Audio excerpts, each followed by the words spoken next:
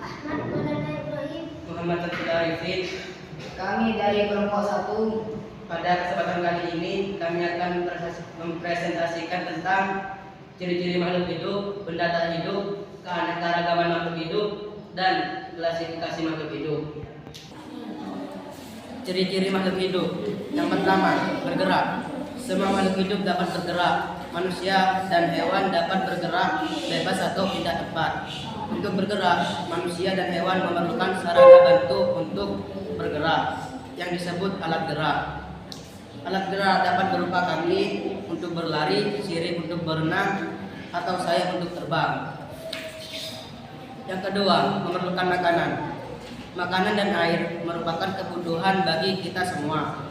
Makanan berfungsi untuk menghasilkan energi, pertumbuhan, dan mengganti sel tubuh yang rusak. Air berfungsi sebagai zat pelarut di dalam tubuh. Setiap makhluk hidup mempunyai cara berbeda-beda untuk mendapatkan makanan. Yang ketiga, bakat terhadap rangsang atau iritabilitas. Semua makhluk hidup dapat bereaksi terhadap perubahan yang terjadi di sekitarnya. Reaksi ini timbul jika ada rangsang dari lingkungan. Rangsang dapat berupa cahaya, panas, dingin, bau dari gas, sentuhan, gravitasi, rasa, dan lain-lain. Manusia dan hewan menggunakan indera untuk mengenali adanya rangsang. Misalnya, mata peka terhadap rangsang cahaya, telinga peka terhadap getaran suara, hidung peka terhadap bau, kulit peka terhadap sentuhan atau tekanan, dan lidah peka terhadap rasa zat.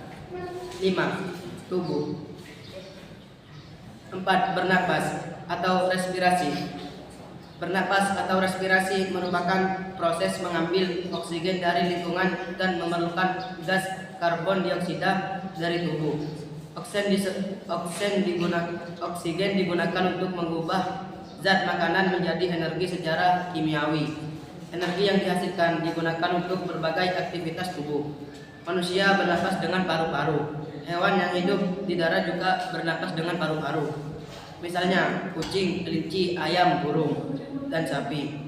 Hewan air umumnya bernapas dengan insang. Misalnya ikan gurami, ikan tuna, dan ikan hiu. Ada pula hewan air yang bernapas dengan paru-paru, tetapi dapat bertahan lama di dalam air. Misalnya paus, lumba-lumba, dan duyung, yang merupakan kelompok hewan mamalia air. Beberapa kelompok hewan memiliki alat pernapasan yang masih sederhana. Misalnya, cacing tanah bernapas dengan kulit dan serangga bernapas dengan trakea. 5. Tumbuh.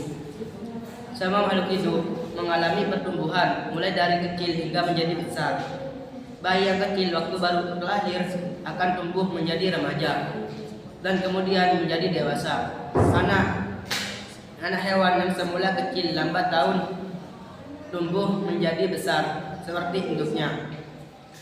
Biji yang ditanam akan tumbuh menjadi kecambah dan kemudian menjadi tanaman yang lebih besar. Dengan kata lain, tumbuh merupakan pertambahan ukuran tubuh yang tidak dapat kembali lagi ke ukuran semula. Yang keenam, mengeluarkan zat sisa atau ekskresi. Setelah berolahraga, tubuhmu berkeringat. Demikian pula saat udara terasa panas, tubuhmu berkeringat. Sebaliknya, saat udara dingin, kamu sering buang air kecil, mengeluarkan urin. Keringat yang mengandung garam, mineral, dan urin merupakan contoh zat sisa yang dikeluarkan makhluk hidup. Ada pula karbon dioksida dan uap air yang dikeluarkan sebagai zat sisa dari proses respirasi. Pengeluaran zat sisa oleh makhluk hidup disebut ekskresi. Ekskresi sangat diperlukan karena zat sisa bersifat racun sehingga jika tidak dikeluarkan akan mengganggu kinerja tubuh. Makhluk hidup memiliki alat ekskresi yang berbeda-beda. Tumbuhan mengeluarkan karbon dioksida dan uap air melalui stomata dan lentisel. Manusia mengeluarkan urin melalui ginjal. Karbon dioksida dan uap air melalui paru-paru. Air dan garam mineral melalui kulit berupa keringat. Yang ketujuh, berkembang biak atau reproduksi. Induk kuda melahirkan anak kuda dan induk sapi melahirkan anak sapi. Dari satu individu berkembang menjadi banyak individu. Itulah yang disebut perkembangbiakan atau reproduksi. Makhluk hidup dapat berkembang biak dengan tujuan untuk melestarikan jenisnya. Cara berkembang biak makhluk hidup berbeda-beda. Perkembangbiakan dapat terjadi secara kawin atau seksual generatif dan tak kawin atau aseksual vegetatif. Reproduksi generatif merupakan reproduksi dengan cara melaburkan sel tubuh dengan sel sperma. Reproduksi vegetatif merupakan reproduksi tanpa adanya peleburan sel telur dengan sel sperma. Manusia berkembang biak secara generatif. Hewan dan tumbuhan ada yang berkembang biak dengan cara generatif dan ada yang vegetatif. Reproduksi vegetatif dapat terjadi melalui pertunasan, contohnya pohon pisang atau setik. Yang 8. Beradaptasi. Pernahkah kamu memerhatikan bagaimana anjing dan kucing tidur? Mereka menggulung badannya, bukan? Apakah hewan tersebut menggulung badannya pada hari panas? Perhatikan bahwa unta menyimpan lemak sebagai cadangan makanan di pundaknya. Kaktus memiliki daun berbentuk duri untuk mengurangi penguapan air di lingkungan yang panas. Pohon jati akan menggugurkan daunnya pada musim kemarau untuk mengurangi penguapan. Semua contoh tersebut merupakan bukti bahwa makhluk hidup dapat menyesuaikan diri atau dapat beradaptasi dengan lingkungannya. Kemampuan beradaptasi membuat makhluk hidup dapat bertahan hidup di lingkungannya. Selanjutnya, ciri-ciri benda tak hidup. 1. Tidak dapat bergerak. Benda tak hidup tidak dapat bergerak jika ada pengaruh dari luar. Contohnya, batu bergerak karena didorong. 2. Tidak mengadakan metabolisme. Benda tak hidup tidak memerlukan nutrisi serta melakukan kegiatan respirasi, sintesis, dan ekskresi. 3. Tidak melakukan reproduksi. Benda tak hidup tidak melakukan usaha untuk mempertahankan keberadaan eksistensinya. Jadi, benda mati tidak melakukan kegiatan regulasi, reproduksi, aplikasi, dan evolusi. 4. Tidak ada tanggapan terhadap rasa. Benda tak hidup tidak mempunyai tanggapan terhadap rasa yang diterimanya. Jadi, benda tak hidup akan diam saja meskipun mendapatkan rasa bertubi-tubi dari luar. Selanjutnya, keanekaragaman makhluk hidup. Apakah di dunia ini pernah dijumpai dua individu sejenis yang benar-benar identik sama, baik ukuran tubuh, warna kulit, berat badan, dan bentuk hidungnya? Makhluk hidup sangat beragam dan memiliki ciri yang berbeda satu dengan yang lain. Bahkan makhluk hidup yang sejenis pun memiliki perbedaan ciri. Perbedaan yang terjadi di antara individu disebut variasi.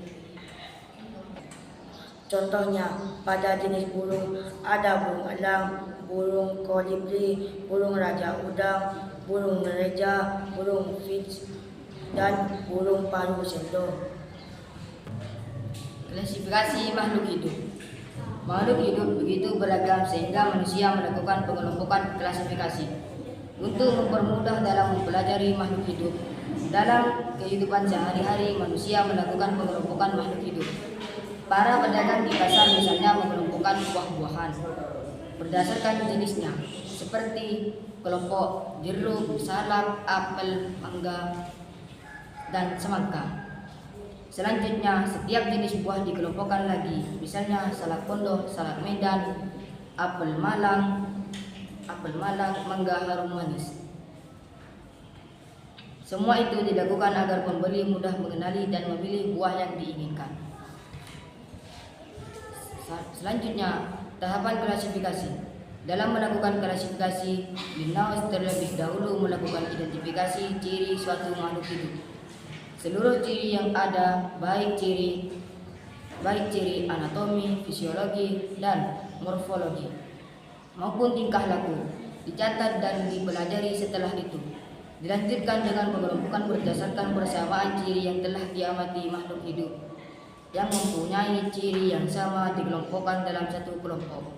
Misalnya, ayam dikelompokkan dalam satu kelompok dengan burung karena memiliki persamaan, yaitu tubuh ditutupi bulu, bernapas dengan paru-paru berparu, dan mempunyai 4 ruang jantung. Apabila dalam satu kelompok ditemukan perbedaan ciri, makhluk hidup tersebut dipisahkan menjadi kelompok-kelompok yang lebih kecil lagi. Selanjutnya, urutan takson dalam klasifikasi. Dalam sistem klasifikasi, makhluk hidup terbagi menjadi beberapa tingkatan atau takson. Dalam takson, makhluk hidup dikelompokkan berdasarkan persamaan ciri yang paling umum sampai yang paling khusus. Semakin banyak persamaan ciri yang dimiliki antar makhluk, semakin dekat kekerabatannya. Sebaliknya, semakin sedikit persamaan ciri yang dimilikinya, semakin jauh kekerabatannya.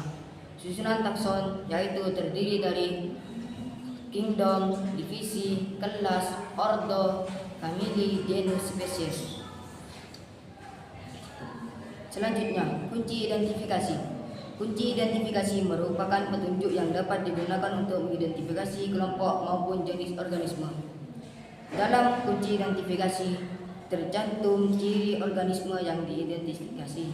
Setiap ciri yang tercantum di dalam kunci identifikasi bersifat spesifik, artinya hanya dimiliki oleh kelompok atau jenis organisme tertentu dan tidak dimiliki oleh kelompok atau jenis organisme lain.